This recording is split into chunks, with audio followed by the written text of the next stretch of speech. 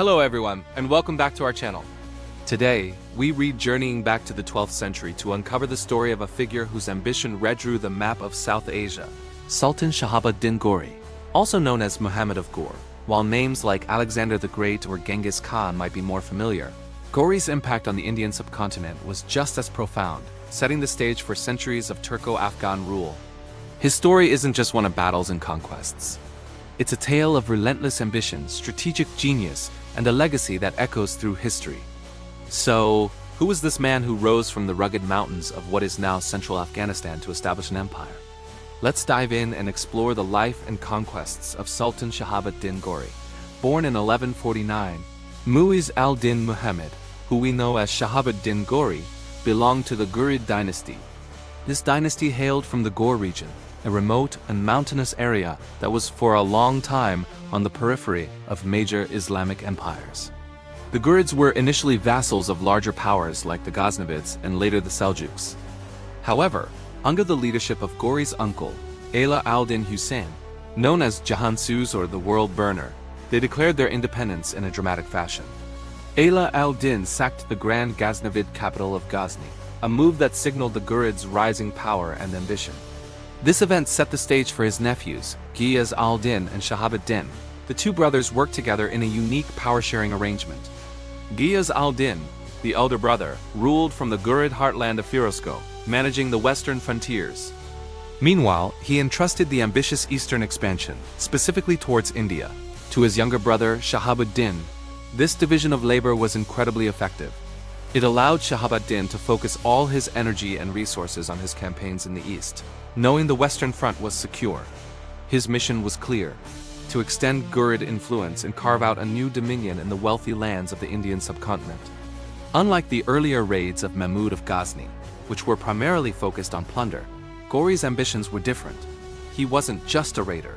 He was an empire builder. He aimed for permanent conquest and the establishment of a lasting Ghurid state in India. His initial campaigns began in the late 12th century. He first secured Multan in 1175 and then Ach, consolidating his base of power in the Punjab region. These early victories were crucial stepping stones, providing him with a launchpad for deeper incursions into the heartland of northern India. However, his path was not without its obstacles. In 1178, he suffered a significant defeat in Gujarat at the Battle of Kayadara against the Chalukya ruler Mula Raja II. This was a harsh lesson.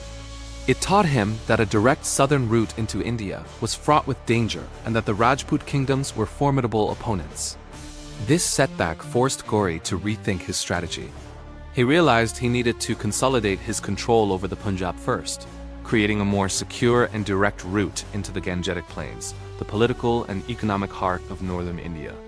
He spent the next several years securing Lahore and the rest of the Punjab, systematically eliminating the last remnants of Ghaznavid power and preparing for his ultimate confrontation. The most famous and pivotal episodes of Ghori's campaigns were his clashes with the powerful Rajput king, Prithviraj Chauhan. At that time, Prithviraj was the ruler of a vast kingdom centered around Ajmer and Delhi, and he was the most formidable obstacle to Ghori's imperial ambitions. Their first major confrontation took place in 1191 at the First Battle of Tarain. Ghori's forces, though disciplined, were overwhelmed by the sheer size and ferocity of the Rajput army under Prithviraj's command. The Ghurid cavalry was outmaneuvered, and Ghori himself was severely wounded in the battle.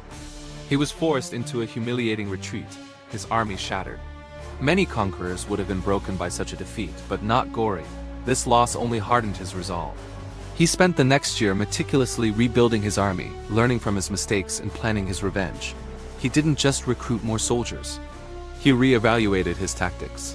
He understood that to defeat the Rajputs, he needed more than just courage. He needed superior strategy and discipline.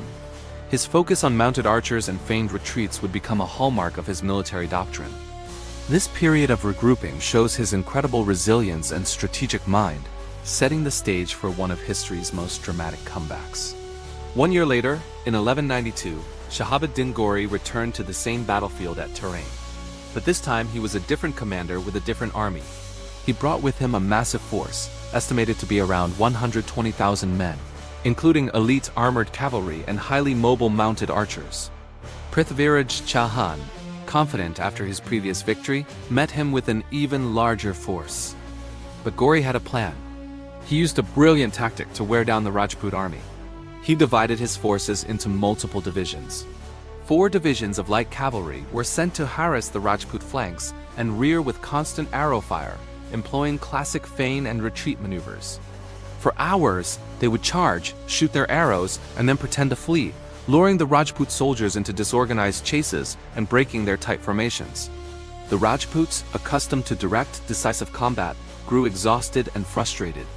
In the afternoon, when the Rajput army was tired and in disarray, Gauri unleashed his final decisive charge with his elite, armored heavy cavalry which he had held in reserve. This fresh wave of soldiers slammed into the exhausted Rajput center, shattering their lines. The result was a catastrophic defeat for Prithviraj Chauhan. He was captured and later executed, and his kingdom collapsed. The Second Battle of Tarain was a watershed moment in Indian history. It didn't just open the gates of Delhi for Gauri. It broke the back of Rajput resistance in northern India and paved the way for the establishment of a new political order. After the decisive victory at Tarain, the Ghurid conquest of northern India accelerated. Gauri himself returned to Ghazni, leaving the consolidation of his new territories in the hands of his most trusted general, Qutb-ud-Din Aibak. This was another one of Gauri's brilliant moves, his ability to identify and trust talented subordinates. Aibak, a former slave who had risen through the ranks due to his loyalty and military skill, proved to be an exceptionally capable administrator and commander. He swiftly captured Delhi and made it the capital of the new Ghurid territories in India. Over the next few years, Aibak, along with another brilliant general, Bakhtiar Khalji, continued the expansion. Khalji led daring campaigns eastward, conquering Bihar and parts of Bengal, famously destroying ancient centers of learning like Nalanda University. These campaigns were often brutal, but they were incredibly effective in extending Ghurid control deep into the eastern subcontinent. Gauri's model of conquest was thus twofold. He would lead the main charge to break the primary resistance, and then he would delegate the task of mopping up and governing to his capable lieutenants. This system allowed for rapid and sustained expansion, laying the foundation for what would soon become the Delhi Sultanate. Shahabud Gauri's legacy is complex and far-reaching. On one hand, his conquests were marked by violence and the destruction of existing political and religious structures. On the other hand, he was a visionary empire builder who laid the groundwork for a new, centralized state in India. Unlike Mahmud of Ghazni, Gauri aimed to rule, not just reign. He established administrative systems, minted coins bearing the image of the goddess Lakshmi to ensure acceptance among his new subjects, and initiated a new era of Indo-Islamic culture and architecture.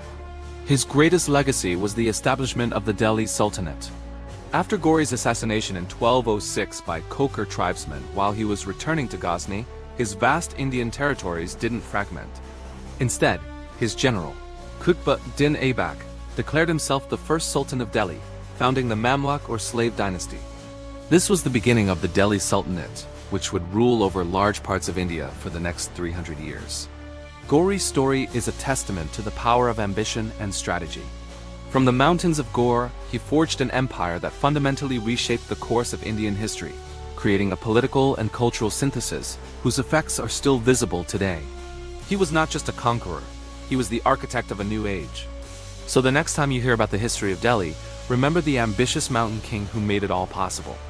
Shahabud Gauri's relentless drive and strategic brilliance are a powerful reminder that history is often shaped by the will of determined individuals. What do you find most fascinating about his story?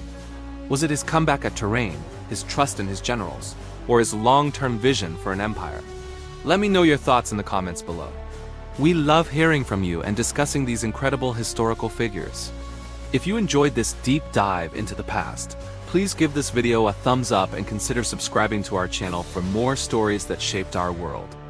Don't forget to hit that notification bell so you won't miss our next adventure into history. Thanks for watching, and we'll see you in the next video.